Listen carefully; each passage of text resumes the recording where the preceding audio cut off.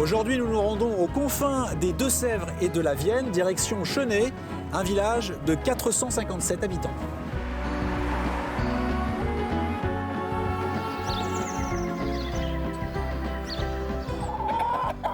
Alors, monsieur Cornu, vous êtes un ancien agriculteur, mais vous étiez aussi un grand marcheur. C'est-à-dire que j'avais un bon copain et puis c'est-à-dire qu'au début on a marché tout un moment ensemble là et puis il n'y avait pas de circuit dans le canton. Qu'est-ce qui vous plaisait dans la marche? Ben, un peu de tout. La marche, la physique, le point physique et puis Et le plaisir des yeux aussi? et le plaisir des yeux. Vous avez cartographié combien de sentiers? 7 circuits, Ouais. ce qui fait 80, dans les 80 km. On peut dire que la campagne, vous la connaissez comme votre poche, quoi. Ah, le canton, oui. Le canton, ça c'est sûr. Donc là, on est sur un chemin de randonnée, là. Oui. Brilleul, par où on passe pour y aller en voiture? On reprend la grande route? Oui, oui. Non, non, non, non. En sortant de Chenay, vous avez un chemin là. Non, mais pour y aller en voiture.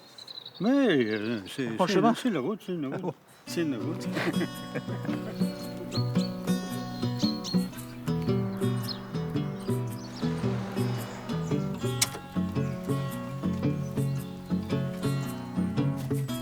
Bonjour. Alors expliquez-nous comment un Corse se retrouve en Poitou, là.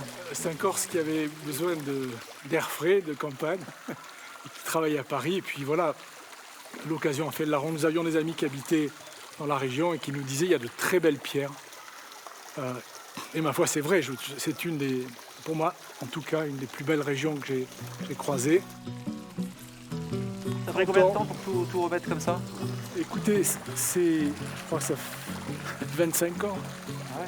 On sort a pu confirmer qu'elle avait été consacrée en 1744 et qu'elle était toujours consacrée. Vous avez allumé les bougies pour France 3, là? Pour France 3, oui. Ah, c'est beau. Et puis parce que on rentre dans la deuxième partie du carême, où les Corses, on est cathos, très cathos. Mais je voulais vous montrer aussi le vitrail qui a été réalisé à Ruffec par les ateliers Saint-Joseph.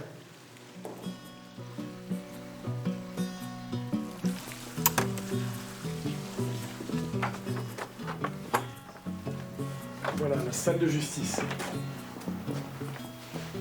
Ça a été la première partie des travaux, en fait, s'assurer que toutes les poutraisons qui n'avaient pas été touchées étaient saines. Et ça a été le cas, donc grand soulagement. Les découvertes, il y avait une autre cheminée qui était collée sur celle-ci. Et donc ça a été une grande surprise de découvrir la cheminée ancienne.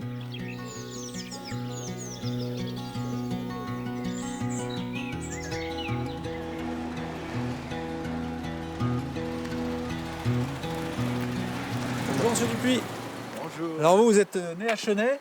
je suis né à Chenay. Expliquez-nous, là, c'est particulier. Hein. On est à Brilleul, le village de Brilleul. Il y a la partie Exoudun et la partie Chenay. C'est les routes qui font les limites. Hein, voilà. Ça, c'est pas banal, déjà. Alors dans ce coin du Poitou, il y a beaucoup de cimetières de famille. Expliquez-nous, Ah oui. qu'est-ce que c'est? Les cimetières des familles, pendant les guerres de religion, les protestants n'avaient pas le droit de se faire enterrer dans les cimetières. Hein. Donc, ils enterraient les gens chez eux, dans les jardins, dans les fonds de cour, dans les champs. Et après 1800, ils ont continué à enterrer la famille. Ils ont continué. Vous voyez, Ça, c'en a un exemple, alors? là, ça c'est un exemple. Il y en a sur Brilleul, vous trouverez une quinzaine de cimetières.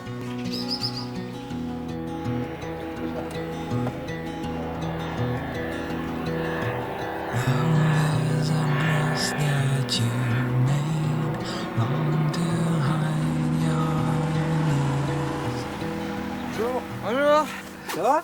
ça va bien, ouais. Alors vous êtes l'instructeur de Super. la base du LM de Chenay? Voilà, c'est ça. Et là, avec Cyril, on vient de faire une initiation. Alors, avec ce genre d'engin ou le paramoteur, en combien de jours on peut arriver à être autonome et avoir le droit aussi de... Eh de ben, voler? le paramoteur, c'est assez rapide. Il faut faire un stage d'une semaine et puis après, il faut revenir sur 2-3 jours, 3-4 jours, ça dépend de la météo. Voilà. Et après, sur ce genre d'appareil, il faut compter 20 à 30 heures de pilotage en double commande.